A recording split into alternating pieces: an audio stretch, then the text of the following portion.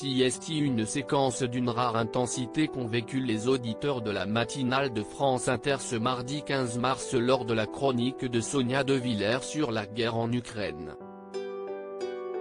Face à elle, les deux journalistes Nicolas Demorand et Léa Salamé n'ont pas pu retenir leurs larmes.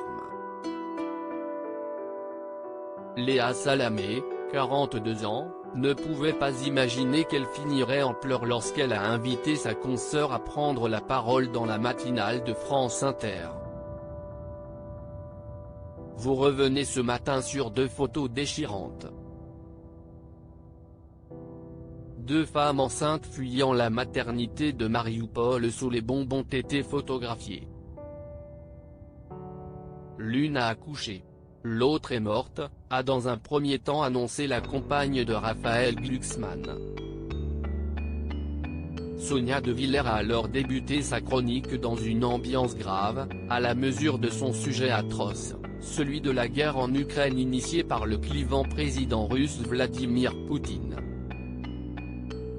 Leurs visages blafards, leurs ventres proéminents, ont fait le tour du monde.